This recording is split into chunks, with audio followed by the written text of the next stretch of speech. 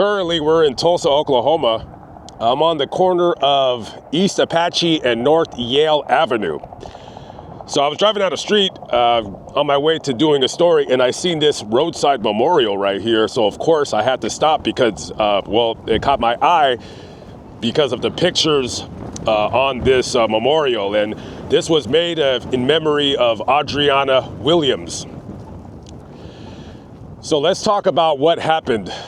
So it's May 15th, 2021. Audreaunna is with her friend Ashley. They're driving in Audreaunna's Jeep. So they're driving down the street, and little do they know, it's 2 o'clock in the morning, and there's not many people on the street, but there's one creep in particular that has no regard for anybody's safety around him. This guy's 18 years old, and he's already a douchebag. His name is Miguel Romero. He's high, he's drunk, and he doesn't care about anybody around him. So he's driving his Dodge Charger, and he's racing another car. And he's doing about 100 miles an hour because he really, really wants to win this stupid race. So he comes screaming down the street right here. He sees a red light, but he doesn't care. That's a red light to him is only but a suggestion. And he runs right into this intersection, right into Audreaunna and Ashley at 100 miles an hour. And immediately both girls in the Jeep, the Jeep Cherokee, they're ejected from the vehicle. Audreaunna died instantly. Her friend Ashley suffered very, very severe brain damage. I believe she's in like some kind of a comatose / vegetative state, and she'll never recover. So the Tulsa Police Department, they arrived to the scene, and it's a very, very nasty scene right here. And as you can see, this area looks like a place where people race, because you have like a straightaway right there. And of course, if you can see right here, you got some idiots coming over here doing donuts, and I see tire marks all over this place. I can already tell this is a very dangerous intersection. It looks like it's an industrial area too. So get this, you're gonna love this. So this 18-year-old loser, he gets arrested, right? And he's charged with DUI and manslaughter.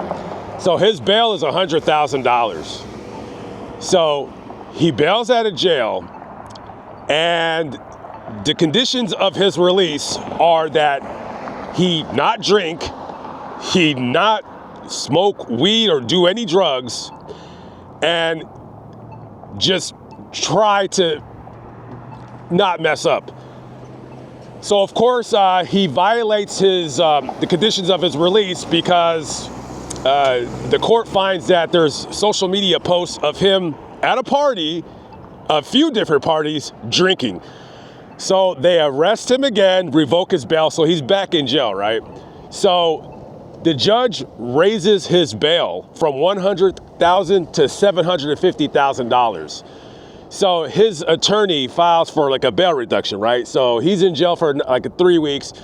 He comes back to the court, and they lower his bond to $500,000. He bails out on that. So I guess his family or him has some money or what have you. This guy gets out of jail. So the condition now is, okay, when you get out, he's on house arrest. He could only leave to go to like medical appointments, and really that's about it. Don't smoke weed, you're on house arrest. He gets out, and he would be back in jail in a few weeks. He tested positive for marijuana, and ultimately just an 18-year-old douchebag. That's all I could just kind of describe him as just being. And I don't know who his parents are or if he even has parents. I have no idea. Now, in case you guys don't know this, when it comes to committing crime, especially serious crimes such as this, Oklahoma does not play.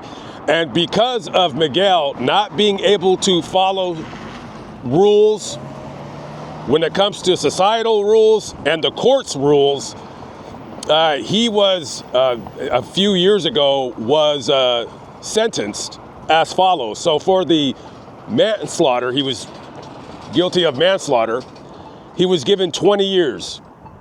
And for the DUI, he was given another 10 years.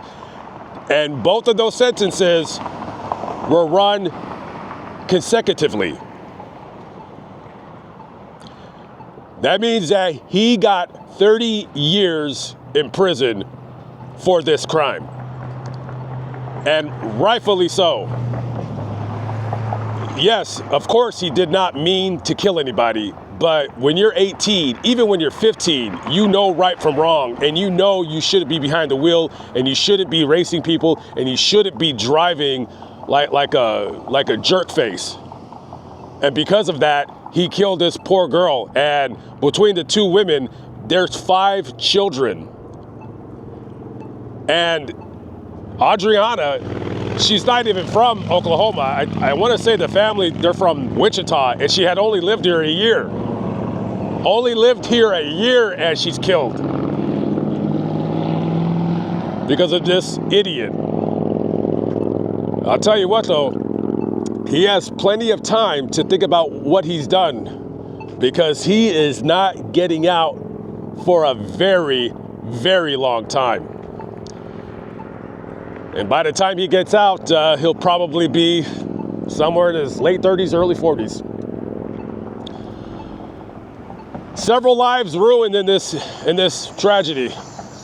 The family of Audreaunna, the family of Ashley, and an 18-year-old kid who, by the way, I forgot to mention this. In 2017, he had got arrested for something, some kind of an obstruction charge. And in 2020, he has been either ticketed or arrested for speeding / DUI 5 times in 2020 alone. So obviously that has something to do with him just not being able to follow rules, follow the law, and the court literally just threw the book at him.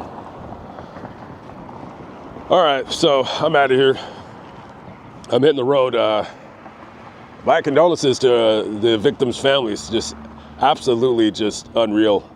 When I read that story, it made me angry. All right, I'm out of here. I'll catch up with you on the next one. Peace out.